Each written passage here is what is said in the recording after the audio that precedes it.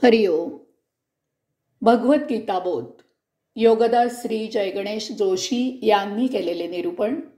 अध्याय पहिला. अर्जुन विषाद योग. ओम श्री परमात्मने नमः. अथ प्रथमोऽध्यायः. जय योगेश्वर.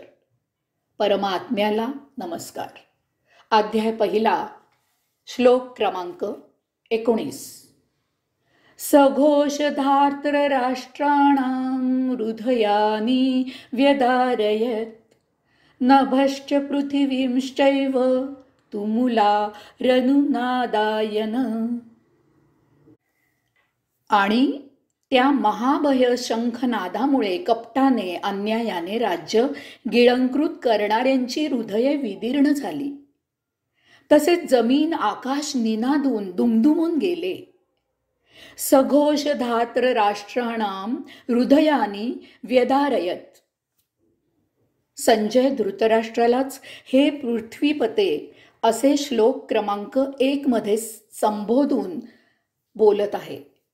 त्यामुळे धार्तर राष्ट्र याचा अर्थ धृतराष्ट्राचे पुत्र असा नसावा. तसे असते तर त्यांनी आपले पुत्र असे किंवा अशा अर्थाने काही म्हटले असते. त्यामुळे धार्तर राष्ट्र याचा अर्थ अन्यायाने अधर्माने राज्य गिळंकृत करणारे असाच येथे घ्यावा लागतो.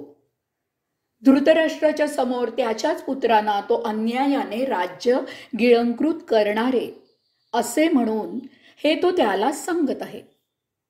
संजय धृतराष्ट्राला युद्धाची वार्ता पहिल्या दिवसापासून सांगायला बसलेला नाही. पहिले 10 दिवस तो युद्धभूमीवरच होता.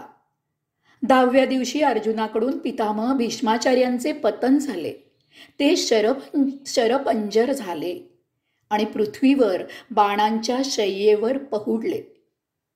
अजिंक्य शूर वीराला साजेल असे रणभूमीवर बाणांचीच शय्या करून तेथे शेवटचे दिवस पडून राहणे त्यांनी पसंत केले. त्यांना इच्छामरण होते. भीष्माचार्यांचे पितामह राजा शंतनू याला ज्या कन्यकेजवळ लग्न करायचे होते ती भीष्माचार्यांवर अनुरुक्त होती.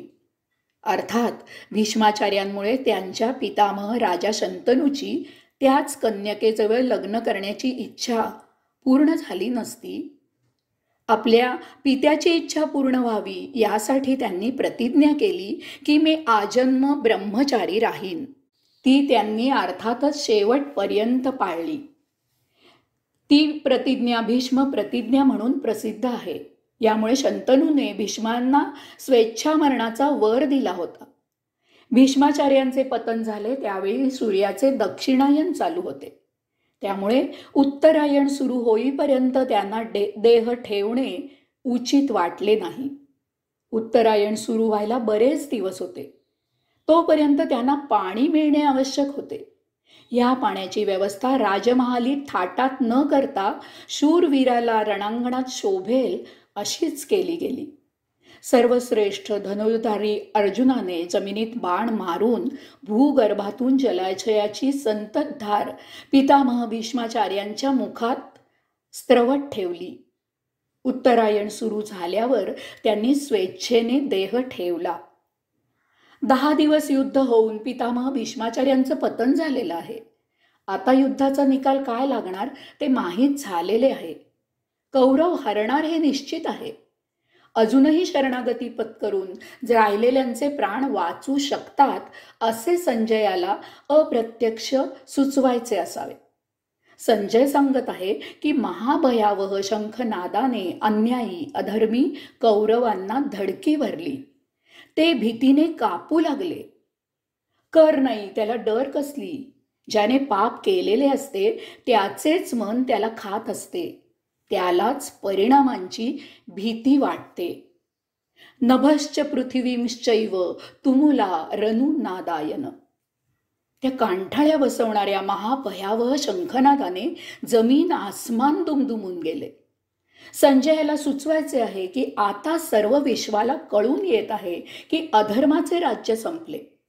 धर्मस्थापना होत आहे. हा शंखनाद हे उच्च रवा उद्घोष करून सर्व जगाला सांगत आहे. धर्मसंस्थापनेच्या यज्ञाच्या सुरुवातीच्या आधीचा हा शुभ शकुनी महागजर आहे. हा शंखनाद त्रैलोक्याला गर्जून सांगत आहे की आता लवकरच अधर्म संपुष्टात येत आहे. पांडवांच्या बाजूने शंखनादाची सुरुवात प्रत्यक्ष भगवंत श्रींनी केली आहे. आता धर्मसंस्थापनाचे निकराचे धर्मयुद्ध सुरू होत आहे. हरिओम.